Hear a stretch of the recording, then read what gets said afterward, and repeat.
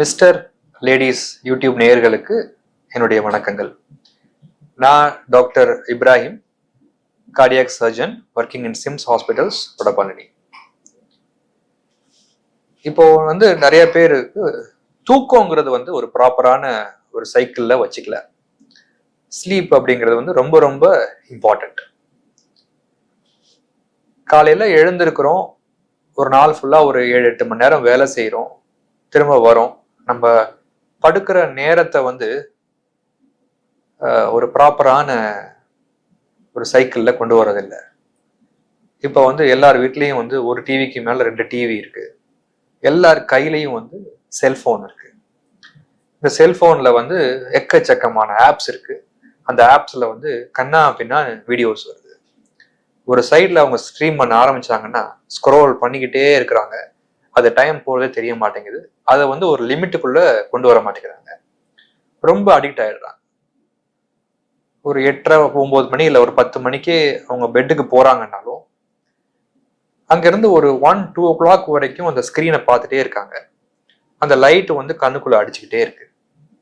இந்த மாதிரி கண்டினியூஸா வீடியோ பார்க்கும் பொழுது உங்க பிரெயின் எப்படி இன்டர்செப்ட் பண்ணும்? இன்னும் வெளிச்சம் வந்துட்டு இருக்கு, எனக்கு தூங்குற டைம் வரல. அதனால அது தூங்குறதுக்கு தேவையான சுரப்பிகளை பிரெயின்ல இருக்கிற அந்த மெலட்டோனின் அந்த மாதிரி சில ஹார்மோன்ஸை சுரக்காது. அது என்ன பண்ணும்? கண்டினியூஸா ஸ்ட்ரெஸ் ஹார்மோன்ஸை சுரந்துட்டு இருக்கும். இன்னும் அவர் வேலை செஞ்சுட்டு இருக்காரு, அவர் ஆக்டிவா வச்சுக்கோப்பா, எல்லா உறுப்புமே நார்மலா ஃபங்க்ஷன் ஆகட்டும் அப்படின்னு சொல்லிட்டு. ஸோ காலையில இருந்து சாயந்தரம் வரைக்கும் நீங்க நார்மலா வேலை செய்யும் பொழுதும் உங்க உறுப்புக்கு தேவையான ஸ்ட்ரெஸ் ஹார்மோன்ஸ், ஆக்டிவா இருக்க வேண்டிய ஹார்மோன்ஸ் எல்லாம் இருக்கும் பொழுது நைட்டு படுக்கும் பொழுது உங்க பாடி ரெஸ்ட் எடுக்கணும். அந்த டயத்துல எல்லா உறுப்பும் ஓரளவுக்கு ஷட் டவுன் ஆகணும். அப்பதான் அது ரீஜெனரேட் ஆகும்.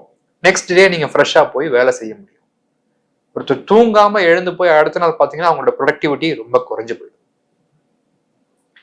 ஸோ நீங்க அந்த செல்போனோட பாக்குற டயத்தை கண்டிப்பா நீங்க கர்வ் பண்ணணும். அதுக்குன்னு ஒரு டைம் ஒதுக்குங்க.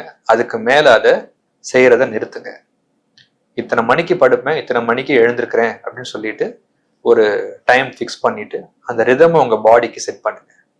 அப்பதான் அதுக்கு ஏத்த மாதிரி உங்களுடைய பாடியினுடைய சர்க்காடியன் ரிதம் அப்படின்னு சொல்லுவோம், அது கரெக்டா வேலை செய்யும்.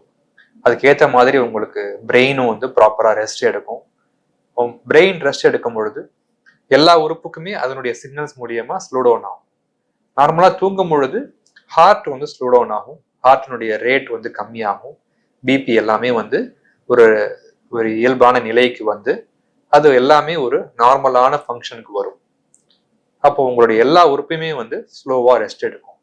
அந்த டயத்துல நீங்க தூங்காம உங்க பாடியை அபியூஸ் பண்ணிட்டு நீங்க பாட்டுக்கு போனை பார்த்துக்கிட்டோ இல்ல கண்ட நேரத்துல சாப்பிட்டுக்கிட்டு அந்த மாதிரி எல்லாம் பண்ணீங்கன்னு சொன்னா லாங் டேர்மா உங்களுடைய ஹார்ட் மற்ற உறுப்புகளும் சரி, ஹார்ட் இல்லாம மற்ற உறுப்புகளுமே சேதமடையும்.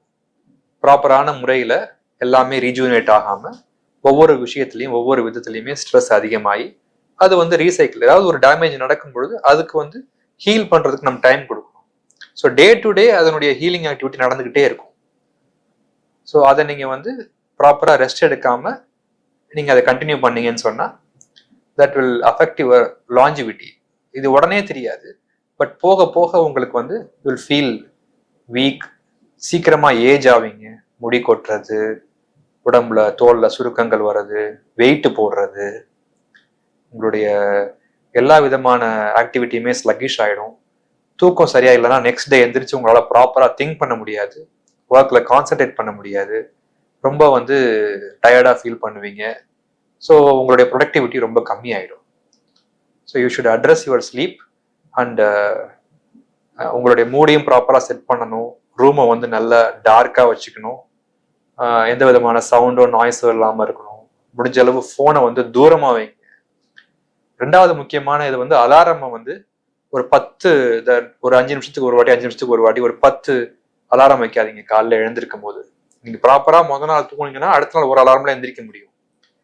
ரொம்ப லேட்டா தூங்கிட்டு காலையில ஒரு 10 தடவை 5 மினிட்ஸ்க்கு ஒரு வாட்டி ஸ்னூஸ் பண்ணி எழுந்திருக்கும் போதும் தட் நீங்க என்ன பண்ணுவீங்க, தூக்கத்துல இருந்து எழுந்துருவீங்க, திரும்ப தூங்குவீங்க, திரும்ப எழுந்துருவீங்க. அந்த மாதிரி ஒரு டிஸ்டர்ப்டு ஸ்லீப் லாங் டேர்ம்ல உங்களுடைய பிரெயின் ஹெல்த்துக்கு இட்ஸ் நாட் குட். அது வந்து ஒரு மாதிரியான ஹெட்ஏக், ஒரு பிரெயின் ஃபாக்னு சொல்லுவாங்க, சரியானபடி திங்க் பண்ண முடியாம ஒரு ரொம்ப கன்ஃபியூஷன், உங்க மேலேயே உங்களுக்கு நம்பிக்கை இல்லாம ஒரு டிப்ரெஷன்லாம் கூட போறதுக்கு வாய்ப்புகள் இருக்கு. எப்படி தூங்கணும், எந்த பொசிஷன்ல தூங்கணும் அப்படின்னு கேட்டீங்கன்னா, நார்மலா ரொம்ப பில்லோ வந்து ரொம்ப ரொம்ப திக்கா வச்சுக்க கூடாது. ஒரு மீடியம் சைஸ்டு பில்லோ, நல்லா சாஃப்டான பில்லோ வச்சுக்கோங்க. மல்லாக்க நார்மலா பிளாட்டா படுத்து தூங்குறது okay, left side or right side திரும்பி படுக்கிறதும் ஓகே. இப்போ ஹார்ட் சர்ஜரி பண்ணவங்க எப்படி தூங்கணும் எப்படி தூங்கக்கூடாது அப்படின்னு கேட்டிங்கன்னா, ஹார்ட் சர்ஜரி பண்ணவங்க வந்து நார்மலா குப்புறப்படுத்து தூங்குறது அவாய்ட் பண்ணிக்கிறது நல்லது. Left side or right side படுத்து தூங்கிக்கலாம். சர்ஜரி முடிச்சு ரொம்ப நாள் ஆயிடுச்சு, எனக்கு வந்து குப்புறப்படுத்தாதான் தூக்கம் வரும் அப்படின்னு சொன்னா அதுல ஒன்றும் பெரிய இது இல்லை. பட் நார்மலா குப்புற படுக்கும் பொழுது உங்களுடைய நெக்கையும் உங்களுடைய ஜாயின்ஸையும் நீங்க ரொம்ப ஸ்ட்ரெயின் பண்ணுவீங்க. ஸோ அது ஒரு இயற்கையான பொசிஷனுங்கிற விட ஒரு மாதிரி எல்லா ஜாயிண்ட்டுமே ஒரு ஸ்ட்ரெயின்டு பொசிஷன்ல இருக்கும் பொழுது அதனால சில இம்பாக்ட்ஸ் வரும்.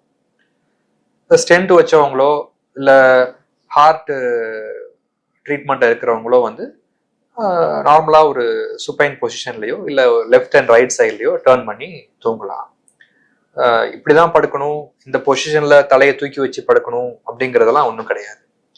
சில நேரங்கள்ல ஹார்ட் ஃபெயிலியர் இருக்கிற பேஷண்ட்டுங்க வந்து ஃப்ளாட்டா படுத்தே தூங்க முடியாது. ஃப்ளாட்டா படுத்து தூங்குனாங்கன்னா ஒரு 2-3 ஹவர்ஸ் கழிச்சு அவங்களுக்கு சடனா ரொம்ப மூச்சு வாங்கி எழுந்திருப்பாங்க. அதுக்கு பேர் வந்து பெராக்சிஸ்மல் நாக்டர்னல் டிஸ்னியா அப்படின்னு ஒரு டேர்ம் இருக்கு, PND அப்படின்னு சொல்லுவோம். அது என்னன்னா, ஒரு குறிப்பிட்ட அளவுக்கு மேல நம்ம ஹார்ட் என்ன ஆயிடும், ஒரு ப்ராப்ளமோட சஃபர் பண்ணிட்டு இருக்குன்னு வச்சுக்கோங்களேன்.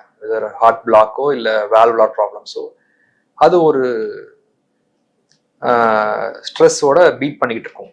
நார்மலா முழிச்சிருக்கிற பேஷண்ட்களுக்கு வந்து அந்த சிம்பத்தட்டிக் டிரைவ்னு சொல்லுவோம், அது வந்து நல்லா ஒர்க் பண்ணிட்டு இருக்கும் பொழுது அந்த எஃபெக்டிவா அது வந்து பம்ப் பண்ணிட்டு இருக்கும். பட் தூங்கும் பொழுது உங்க ஹார்ட் ரிலாக்ஸ் ஸ்டேட்ல போகும் பொழுது அதனுடைய அந்த எனர்ஜி குறையும் பொழுது அந்த லோடை வந்து அது தாங்க முடியாது. அந்த டயத்துல சடனா நுரையீரல நீர் கோத்துட்டு பேஷண்ட் மூச்சு வாங்கி எந்திரிப்பாங்க. இட்ஸ் கால்டு ஏர் ஹங்கர்னு சொல்லுவோம். எழுந்திரிச்சு போய் ஒரு ஜன்னல் திறந்து வேகமா மூச்சு விடுறதுக்கு ட்ரை பண்ணுவாங்க. ஸோ அது one of the cardiac sign. இந்த வால்வார் ப்ராப்ளம் இருக்கிறவங்களுக்கும் ஹார்ட் பேஷண்ட்டுங்களுக்கும் வந்து அந்த ஹார்ட் வந்து ஸ்லோவா ஃபெயில் ஆகுது அப்படிங்கிறதுக்கு ஒரு சைன் அது. ஸோ அந்த மாதிரி பேஷண்ட் வந்து ஃபிளாட்டா படுக்கிறது சிரமப்படுவாங்க. அப்போ ஒரு இன்க்ளைன்டு பொசிஷன்ல படுக்கிறதுக்கு வி அட்வைஸ். பட் இன்க்ளைன்ட் பொசிஷன்லேயே ரொம்ப நேரம் படுக்க முடியாது. அதனால டெஃபினட்டிவ் ட்ரீட்மெண்ட் எடுத்துக்கிட்டு அதை எப்படி சரி பண்றதுங்கிறத முதல்ல பார்க்கணும். இன்னொரு டேர்ம் இருக்கு, அதுக்கு பேர் ஆர்த்தாப்னியா அப்படின்னு சொல்லுவோம். ஹார்ட் பேஷண்ட் வந்து ஃபிளாட்டா படுத்த உடனேவே மூச்சு வாங்க ஆரம்பிச்சிடும். அவங்களால ஃபிளாட்டாவே படுக்க முடியாது, எழுந்து உட்காந்துருவாங்க.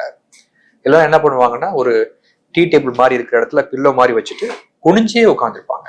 அவங்களால படுக்கவே முடியாது. ஏன்னா படுத்த உடனே நீர் வந்து நுரையீரல ஃபுல்லா கோத்துக்கும், அவங்களுக்கு வந்து மூச்சு வாங்குற தன்மை ஜாஸ்தி ஆகும். ஸோ இந்த மாதிரி பேஷண்ட்டுங்க வந்து யூஸ்வலா நாங்க ஹாஸ்பிட்டல்ல அட்மிஷன் ஆக சொல்லுவோம். அவங்களுக்கு வந்து டீகன்ஜஸ்டிவ் தெரப்பி கொடுத்து ஹார்ட் ஃபங்க்ஷனை இம்ப்ரூவ் பண்றதுக்கு மெடிசன்ஸ் கொடுத்து என்ன காரணம், ஏன் இப்படி சஃபர் பண்றாங்கிறத கண்டுபிடிச்சி அதுக்கான டெஃபினட் ட்ரீட்மெண்ட் கொடுத்த பிறகு தே வில் இம்ப்ரூவ். அதுக்கு பிறகு they will be able to lie down peacefully and sleep.